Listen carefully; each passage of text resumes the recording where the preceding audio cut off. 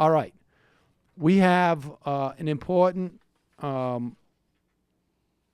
report that we've been working on here that really does, I think, blow the lid off of all the incredible lies the media is telling to all of us. Okay? Every day. Ramming down our throats. They have rammed down lie after lie after lie down our throats, and we're choking on it. But we're about to choke back. Okay? So this story starts on February 6th in 2016. And from Manchester, New Hampshire. All right? Here it is. It is Scott Brown, Scotty B., former Massachusetts senator, should have been New Hampshire senator as well. Should have been Massachusetts senator again, and then New Hampshire senator, with the lovely Jeanine Pirro. You endorsed Donald Trump this week. You're campaigning for him in New Hampshire. Why? Well, first of all, I had, as you know, we had all the candidates to my house in the no BS backyard barbecue where everyone could come, people grab a beer and a hot dog, and they literally grill the candidates. Had them all to my house. And I respect each and every one of them, and any one of them would make a better president than Hillary or Bernie. Let's just start with that. But as the process went on, I'm looking at Donald, and I'm saying to myself, who can go down there and be a change agent? Somebody who's going to go down there and really shake up Washington, D.C., who's self-funded, doesn't owe anybody anything, and really will go down there and kind of knock some heads and take some numbers. He stood out in that regard. Okay, so there he is. Scotty B stepping forward. He just came back from his no BS barbecue. And he anointed Donald Trump to be president. Okay, and this is back in February. He did best at the no BS barbecue. Right. So, what does Scotty B do after Donald Trump ascends to the presidency? This is a guy who could do whatever he wanted. He's talked to kings and queens. He sat on board of directors. He's been a board of director of buildings, of companies. But also buildings and companies and even like estates and or whatnot. The guy can go up to New Hampshire and he can do whatever he wants. He can hang out, go jet skiing on a lake, hang out with beautiful women, just hang out with his daughters who are very attractive. But no. Scotty B decides he's going to serve his country. Mr. Chairman, when the President asked me to serve in this post in New Zealand and Samoa, I want you to know that it was my first choice. It was my choice. I wanted to go to an area that, quite frankly, plays an integral and key role in the Pacific region, a real leader, an independent, thoughtful leader in New Zealand when it comes to addressing that region's very serious needs and concerns, especially with regard to China and its expansionism, changing the law of the sea and the law of the air, and building islands and militarizing them that really just change international law as we've all known them.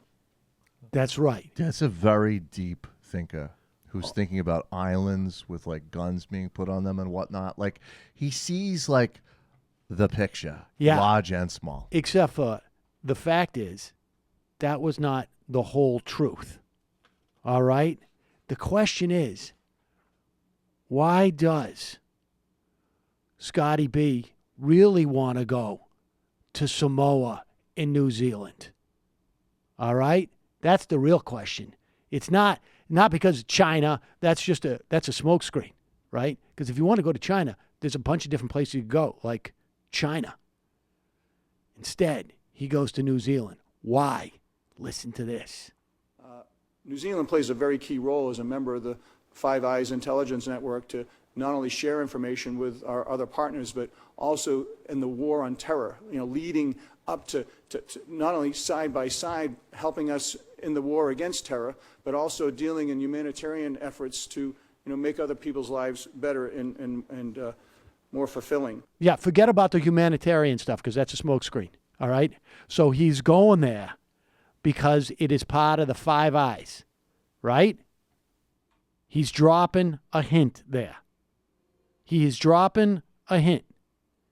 Because when he goes on day one, right? On day one, he goes there to New Zealand and they read him in on all the secrets. As you know, New Zealand is also part of the former British Empire. Okay? So, who else is part of that other former British Empire? Anybody? Right? Canada. Canada. Exactly. Right. Canada. Australia, Canada, some other places. Okay. That are so, weird. But those are the on normal day ones. one, what happens is he lands in New Zealand. They give him some secrets. Secrets that he needs to relate back to Donald Trump. But, however, they can't just let him go and get the secrets. They've got to have him go do other things to say hello to New Zealand. And also, right? what is 5 + 5? 10. 10. Exactly. But shut up for a second, okay? Because this is important. They go to New Zealand, and if he gets read in on all the secrets, and then, okay, what happens is he's got to go out and do other social things so people aren't like, where's the new ambassador? Oh, he's just getting secrets. They can't do that. So then he goes on this radio show, but listen to what he says. It's like a dream come true. And I'm going to make mistakes. And all I ever ask is just give me a fair go. Let me settle in. Let me do my job. Let me find my interests. Let me learn about your interests. And let me go and try to help build those relationships. I'm not the president. I'm the ambassador representing the president, but I may have a different style. And if I can still get the job done, then I should be, then let's go grab that beer and talk about our differences respectfully, but let's also talk about our successes. Yeah. Okay. So he didn't need to say, let's go grab that beer. What that was is a signal he sent him back to Washington, D.C., because he's been read in on all the secrets. But here's the problem, okay? The problem is that in New Zealand, it is 14 hours ahead. So it's tomorrow. And he's got to wait until today catches up with tomorrow to inform the Trump administration of the secrets he's learned. What are those secrets? Well, here it is. Because New Zealand shares secrets with Canada, he found out about the uranium-1 nuclear deal. Right. Okay? And he found out Hillary Clinton sold off 75% of our nuclear arsenal to the Russians. Such a bitch. Via the Canadians. Okay? And they did it. She did it for about $140 million to go into her charity. That's weird, you're saying. Like, why wouldn't she take the money herself? Because if she took the money herself, the IRS would know it. However, what you can do is you give it to charity, you get a tax deduction, and on top of that, if you do it with your credit card, you can get a lot of miles. And if you've got like 145 million miles, no one's ever going to check. Right? You can go out and buy just about anything off of, like, if you like, you do it through like your American Express miles, you can go buy like a TV. The like Clintons like bought their mansion in Chappaqua. 50% of it was travel miles, and the other 50 was by a Saudi drug dealer. And here's the deal. No, the IRS never checks it out because you never declare your miles. You never declare your miles. They don't check Democrats. And the Democrats. Both. And they're lesbian. Okay, so then what happens? So that night, as Scotty B is waiting for yesterday to catch up with tomorrow so that he can report back to Washington, D.C. about what's going on, he's killed some time by going to Samoa to something. But here is the problem, okay?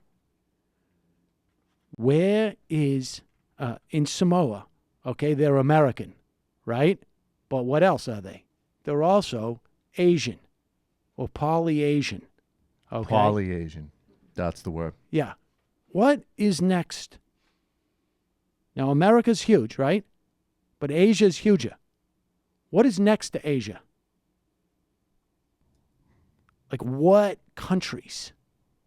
Like, well, China. Yeah, but the other direction. No, the other direction is the Middle East. Right? Yeah. Who's from the Middle East? Huma Abedin. Bingo. Exactly. So she is aware that he is going to this Samoa thing and also knows that he's been read in on this Canadian information. They've got to take Scotty B out. So they send, what is 5 + 5? 10. So they send a bunch of 10s. This is basically what happens. Boom. Huma Abedin gets on the phone, very attractive from the Middle East, gets on the phone, sends more attractive women to Samoa to get Scotty B in trouble. Then you get this. New overnight, a reported conduct complaint against U.S. Ambassador Scott Brown.